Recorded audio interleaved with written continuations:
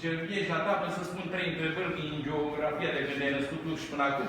L-a întrebat pe unul care era bun la geografie asta și bătea joc de profesor. Deci pe tipul Ceaușescu, scria toată înălțimea în hectometru. Se ducea la profesorul de matematică, le transformau, știi, înălțimea la munți. Și l-a întrebat afluentul Congo. Ăla, ca să nu facem ora răspuns, Congorița. Asta. Eu nu mai nici eu mi-aduc aminte de chestiile astea, că în rest nu. Eu mi-am aminte de o fază cu tine, cu Stella, la fizică. Trebuia să spună lecția și toată lumea șoșotea, îi spunea. Dumneavoastră a spus, uite, ți-a șoptit și colega ta, ai putea să spui, la care Stella, vreți să vă spun ce mi-a spus colega mea? Da! Și a început.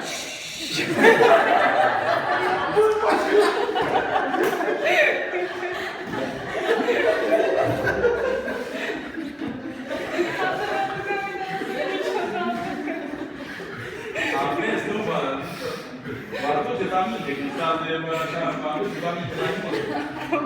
Da, nu făceam papuaș, altfel. Da, spuneați un papuaș la tablă. Hai, care este papuașul? Eu mi-am aminte că deschideați catalogul și atunci toți simți la inspirație. Da, uite, eu am 36 de ani de învățământ și n-am crezut că la elevi le e frică de mine. Pe cuvânt. Deschideați catalogul, ce făceați după aceea? Țineați în șac. Până ajungeați Dumneavoastră spuneați. zona pe care vroiați, de fapt, să o scoateți la tablă. Deci deschideați catalogul. Putărică. Se ridica în picioare. Zi un număr. Spunea un număr. Până ajungeați la persoană. Stau mai practic și acum.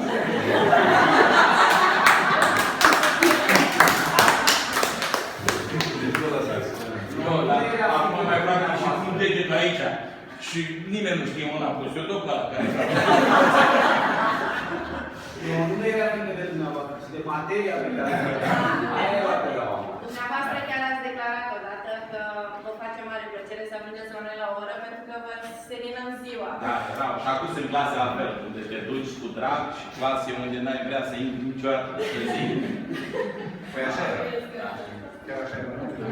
Ora de mate era distinsă. Sunt clase, vă dați seama la ce nivel a ajuns matematica. Îi spui să scrie 3 mai mic ca 4. Toți știți cum să scrie. Ăla a făcut 3 mici și 4 mari.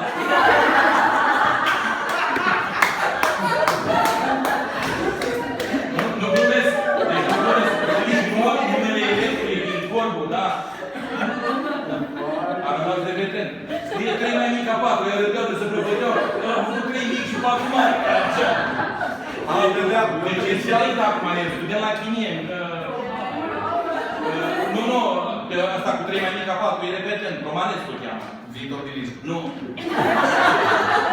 Și celălalt scrieți patru ca să vedeți cât îți de distrați, că proști nu erau acolo. MNPQ. Ce credeți că asta? MN supra Q, că el P-ul la considerare de fracție. Da. Odată în clasa a 12-a, când se încheiați mediile și trebuia să intrăm în bal, ne-ați întrebat, pentru unii colegi, ne întrebați, întrebați pe cei care aveau media 5. Sunteți de acord ca și colegul vostru care are 4,50 și n-ar intra în BAC să intre în BAC? Da, n-am fost corigenți, nu, că a fost clasă bună. Până la urmă au intrat toți în BAC, dar ne întrebați pe noi. De câțiva ani am un obicei, nu mai las niciun corigent, decât să-i trec toamna mai bine 30 ceva. Păi da, bă, asta nu m-a chemat nimeni la niciun examen. Am colegi care vin pe aici, pe la examen, lasă-i. Da, deci târziu ne dăm seama de chestia asta. Și eu am colegi care, băi, gândește-te de orice faci când faci. Că vin august, bine. Oricum ăla nu învață nimic toată vara. Care nu învață, mai bine lași de pe din prima. Și ai terminat. Da. Și din păcate s-au înființat și la noi, după ce ați terminat voi din 95, de când am venit eu, 94 am venit director, în 95 am înființat deja informatică, clase de informatică, ajutorul primarului Dobre, care m-a ajutat. Ne-a făcut rost de calculatoare, de la media, eram sub patronajul media, atunci era, știți cum făceați practică, nu făceați așa cum? Autobuzul, nerou, și acum să alege. Ne-a făcut la forum, practic. Nu vrea să împlinească nimeni la... Singurul lucru care l-am făcut bun în școală, nu l-ați mai prins, a fost prin anii 2000 până în 2010, am făcut clase de construcții, de faianțare. Ce vedeți, faianța pusă peste tot, e pusă cu elevi și nu ne-a costat absolut nimic, decât material. Și au venit părinți să-mi spună, domnule, cum ți-a venit ideea asta? Păi zic, de ce? Păi am învățat meserie și lucrau prin Spania, pe la pus faianță și foarte, foarte. Și acum s-a desfințat, am făcut clasă de turism. Bine, lumea și se plimbă la școală, nu? Ok? Turism. Vine elevul și se plimbă la școală. Se plimbă la școală, da? A venit pe nici vreo 5-6 copii cât să primești dintr-o clasă de 28 de elevi. N-ai ce să... Practică nu mai. N-am mai văzut așa o instalație la Rompetrol de nu știu când. Deci nu sunt... Singurele firme care le primesc în practică sunt cele de construcții, dar nu mai avem în lichidare construcții. Ăștia care fac tabele, tot felul de... Poate e cineva care lucrează. A fost la Cocora, care a făcut drumul ăsta de aici. Nu l-a făcut. Nu l-a făcut, dar e păcate, că a plecat. Vă amintiți cum mergeau orele de fizică pe dumneavoastră? Foarte relaxantă. Și într-o oră de fizică v-a venit ciudată idee să ne dați lucrare de control. De ce era așa ciudată? Păi era foarte ciudată. Pentru noi era prima. Era șocat.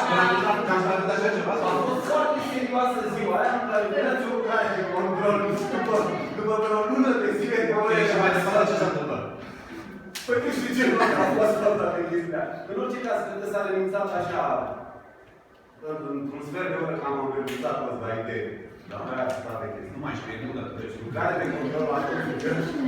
Dar noi, în modele de sigur că, dumneavoastră mai interpretați, așa, interpretați sau ajunați și atunci noi fetele pe noi să lucrăm și Consider că era ceva foarte util. Care m-a ajutat să gândiți.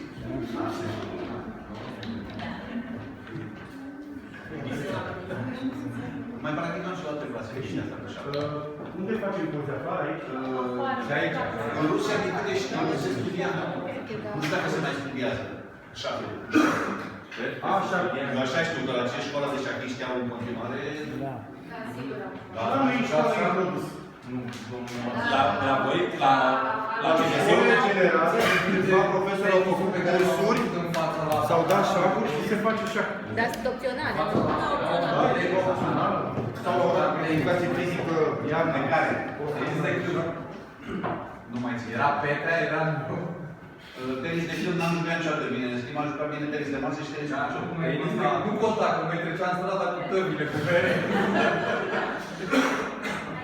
Nu mai țineți minte, nu? A fost o zi extraordinară. Praf, ne-am făcut.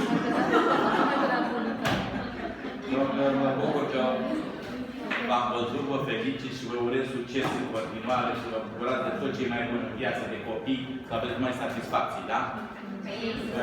Ei sunt, da. Și la mine. Acum au venit aseară, mi-au făcut și o surpriză. Fiul lucrează la Microsoft și fiimea lucrează în București. A stat în Cluj, fiul. Până o plimbă de colo-colo. A stat și aseară l-a adus și pe el acasă. Au venit toți. M-a avut o vară grea de tot, de-abia reușit să plec. Avem soacra, mama, neveste mic, bolnavă, destul de rău și din cauza asta a fost bine, că dacă era mai devreme de 5 august, nu. Știți că am vorbit. Eu cu cine am vorbit? Și cu mine noastră. Și cu mine. Și cu tine la telefon, dar au fost două. Așa, da.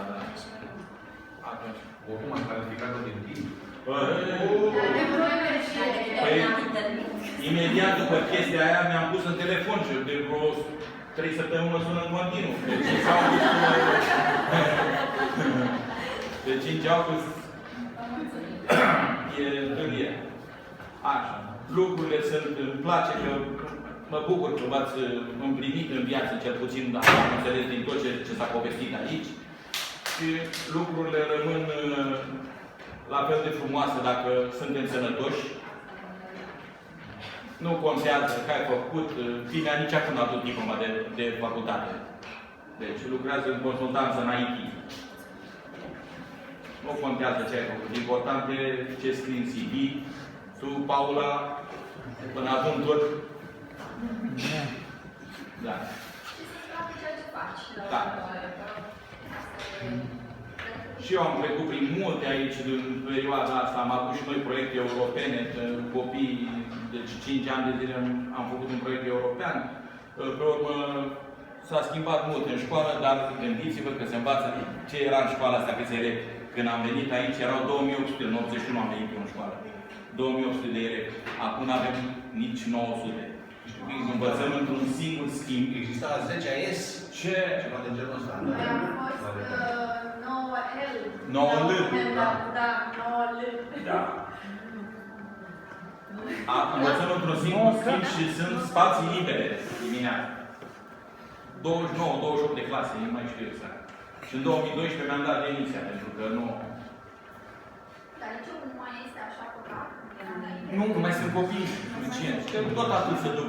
De anul ăsta, la Constanța, cei care nu se mai decontează naveta. Eu, în lege spune, dacă ai liceu în localitate, o tâmpenie.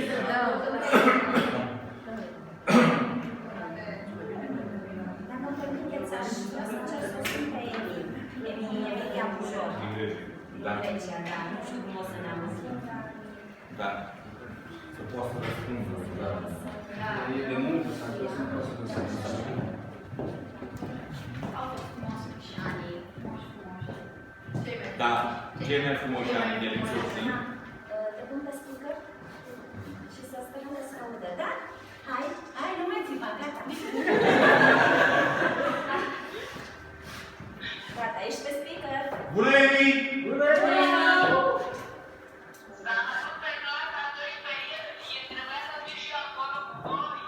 Păi trebuia.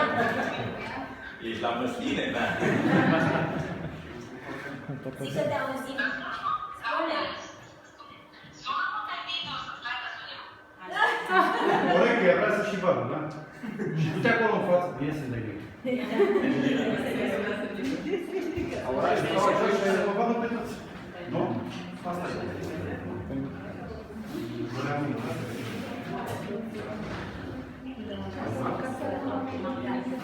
Ne vezi, da? Da, e. Stai că vezi numai pe mine. Ia fii atent aici. Vezi? Vezi clasa?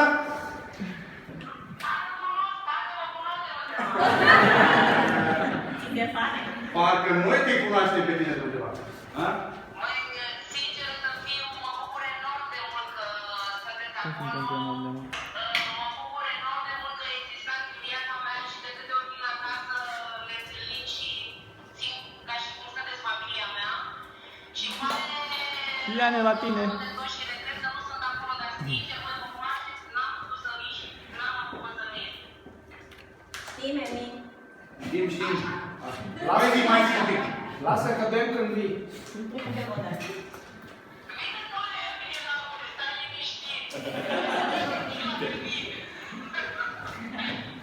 Da. Deci suntem o grămadă, să știi. Ne gândim și la voi aia care sunteți afară și n-ați putut veni. Și clasa e plină, da? Ai luat și absența, apropo, ca să știi. Domnul care?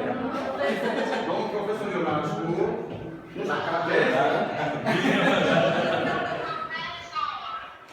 Ți-ai luat absență la matematică, ca să știi. Și la fizică. Și la fizică, da, spune.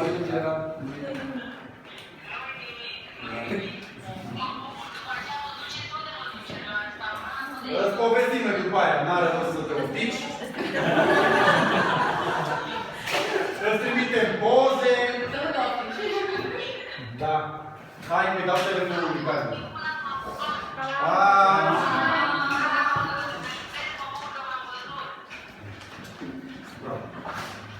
Bravo. Un mare câștig față de 25 de ani. Ne vorbim, ne vedem. Băi, nu mai venim, mă, că te-am văzut, stai.